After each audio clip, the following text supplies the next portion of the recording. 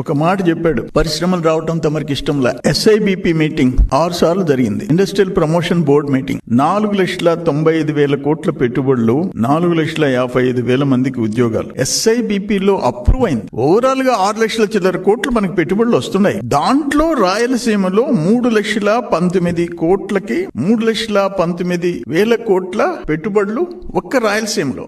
ఇవన్నీ మీ కంటికి కనపడటం లేదా? ఒక మంచి ఇండస్ట్రీ వస్తుందంటే ఇన్సెంటివ్ గా భూములు ఉచితంగా ఇచ్చిన సందర్భాలు ఉన్నాయి. భూములు ఉచితంగా ఇచ్చి, అటువంటిది నువ్వు ఉర్సా గురించి ఏం చెప్తున్నావు? ఉర్సా రూపాయి ఇడ్లీ వడ, మంచి పరిశ్రమ వస్తుంటే, పెట్టుబడి వస్తుంటే 99 పైసలు అంట, రూపాయి అంట ఇడ్లీ వడ రేటుకి మీరు ఎకరా భూమిస్తారా అని మాట్లాడినాడు. నేను ఒక్క మాట అడుగుతున్నా జగన్మోహన్ రెడ్డిని. 3 ఎకరాల 50 సెంట్లు ₹1,00,00,000 ఐటీ పార్క్ కి. దాంట్లో 3.5 ఏకర్స్ ₹1,00,00,000. 56 ఎకరాల 36 సెంట్లు, ఎకరా 50 లక్షలు ఉర్సాకి ఇచ్చింది. ఒక్క పని చేస్తాం, తమరు ఎమ్మెల్యే, నేను ఎమ్మెల్యే. తమరు ఎల్హంకలో విశ్రాంతి తీసుకుంటూ అప్పుడప్పుడు వచ్చి ఇటువంటి సొల్లు కబుర్లు చెప్పిపోతారు. ప్రజలు నమ్మించేదానికి మోసం చేస్తారు. మీరు చేసిన విధ్వంసం ఇప్పటికే మర్చిపోలేకపోతున్నారు. నేను ఒకటే అడుగుతున్నా, నేను తమరిని, ఇది కన్నా రూపాయికి ఇచ్చుంటే, ఇడ్లీ వడ రేటుకి ఇచ్చుంటే నేను రాజీనామా చేస్తా. సర్వేపల్లి నుంచి వచ్చి ఇక్కడికి వచ్చి రాజీనామా చేస్తా. తమరు ఎల్హంక నుంచి వచ్చి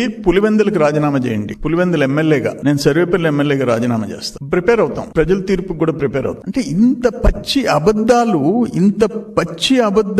తమరు చెప్తే, తమరు అసలు వ్యవస్థల్ని 14th ఫైనాన్స్ పంచాయతీల్ని కూడా ముంచేసిన వాళ్ళు మీరు. తమరు వనరుల గురించి, ఆర్థిక వ్యవస్థ గురించి నువ్వు మాట్లాడతావా? 14th finance, 15th finance, SC/ST sub plan, central government ఇచ్చే షేర్లు, ఒక ఇరిగేషన్ వ్యవస్థ, వ్యవసాయ శాఖ, నీటిపారుదల శాఖ, రోడ్లు భవనాల శాఖలు, పంచాయతీలు, చిన్న పంచాయతీలు, అవి కూడా నువ్వు బటన్ నొక్కి వెనక్కి తీసుకున్నవి.